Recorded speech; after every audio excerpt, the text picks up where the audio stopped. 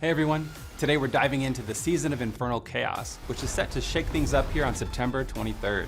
For seasonal realms, we're introducing Chaos Armor, a brand new armor type, Chaos Perks, Chaos Rifts, and for all realms, we're adding in major updates to Infernal Hordes, new unique items, and more.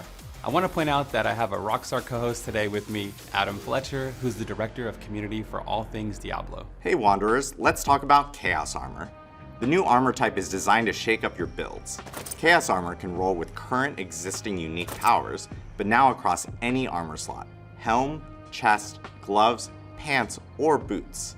The general Chaos Armor pool includes 10 unique powers usable by any class, like Godslayer Crown, Banished Lord's Talisman, or Fists of Fate. Let's take Fists of Fate for example.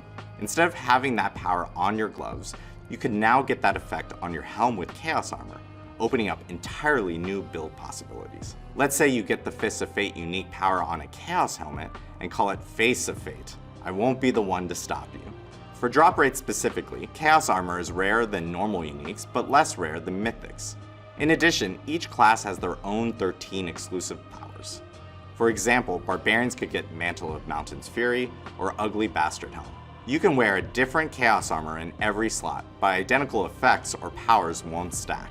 This encourages creativity and experimentation. Chaos Armor can drop anywhere, but the best farming spot will be inside Infernal Hordes when taking down Bartuk. Who's that? Bartuk is a new selectable boss within Tormented Infernal Hordes. It'll cost some ether to summon him, but if you manage to defeat him, you'll be rewarded with some nice loot. Chaos Armor always drops at maximum item power and includes at least one guaranteed greater affix. Also, Chaos Armor isn't tradable. This should extend your item chase a bit without disrupting your build, since you can still use normal unique items and gradually switch over to Chaos variants as the season progresses. In addition to Bartuk, you can expect lots of changes coming to Infernal Hordes with player choice in mind. Starting out immediately with Wave 1, you'll notice it doesn't start automatically anymore, and it now begins after you pick your first Infernal offering, which puts you a bit more in the driver's seat. We've done significant work on all the Infernal offerings revealed between each wave. Our goal is to try to make the offerings feel like a valid choice and make it more fun to build into. While running these newly revamped hordes, sometimes you encounter a Chaos wave. These waves will have significantly increased difficulty, but reward far more ether. These can be, well, chaotic. From hellworms exploding out of the ground to hordes of goblins terrorizing the battlefield. This will be a great way to break up the gameplay when they do show up. In pre-Torment tiers, you can play a modified version of Infernal Hordes before reaching Torment difficulties called Fleeting Hordes. Fleeting Hordes will be 4 waves in total, but with limited Infernal offerings to keep everything under control while you build up your character. Upon completing the 4 waves, you'll fight 2 Fel Council members before you can spend your hard-earned ether for more rewards. To make Helltides and Torment even more unpredictable, you'll encounter Chaos Rifts. These rifts appear with varying rarities from magic all the way up to the elusive mythic. If you're lucky enough to stumble upon a mythic rift, don't pass it up. They're incredibly rare and packed with rewards. You can expect to gain powerful loot, heaps of experience, and seasonal currency known as Infernal Warp. More on that soon. In addition, Chaos Rifts can be found in Nightmare dungeons, so keep an eye on your sigils as they can roll with a Chaos Rift affix. Seasonal powers this time around will be in the form of Chaos Perks. They're unique modifiers designed to shake up your gameplay, but some of them have a kiss and curse effect.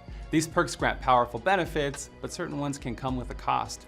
For example, one perk might drastically reduce your ability cooldowns, but completely remove the effects of cooldown reduction altogether.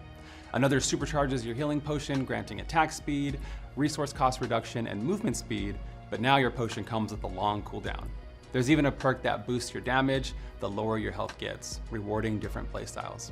You'll power up Chaos perks using the seasonal currency we mentioned earlier, Infernal Warp. Perks come in rarities ranging from magic to unique. You can equip up to 3 non-unique perks alongside 1 unique perk, giving you room to mix and match. Some perks are universal, while others are tailored specifically to each class. We're experimenting with these double-edged designs and can't wait to hear your feedback. Let us know which perks you feel are fun and exciting and which ones maybe missed the mark. We're adding a new unique item for each class this season. For the Barbarian, they'll receive the Saber of Sagal, which allows you to gain increased damage for each damaging skill you have equipped, plus a bonus burst of damage when you use those skills. The Druid gets the Kilt of the Blackwing. With this, ravens deal more damage, and shapeshifting or using a companion skill summons a raven to attack nearby enemies. We've already seen some really creative builds forming around this one. Necromancers can expect to see the Gospel of the Devotee. Basic skills are empowered, and hitting an enemy with a basic attack causes them to take increased damage from your other basic attacks. Rogues are getting the Orphan Maker. Basic and core skills with this weapon now reload. Reload skills deal increased damage, and every second reload skill gains double the bonus. The Sorcerers can find Galvanic Azurite. Lightning damage magnetizes enemies for 4 seconds, making them emit crackling energy and take more lightning damage. If two magnetized enemies collide, they pull each other together. And finally for the Spiritborn, Hishae Kusungi, which are new Spiritborn gloves. The Protector can be invoked at range and pulls inward with its smashes. Enemies caught inside take more damage from guerrilla skills, double if they're knocked down or a boss.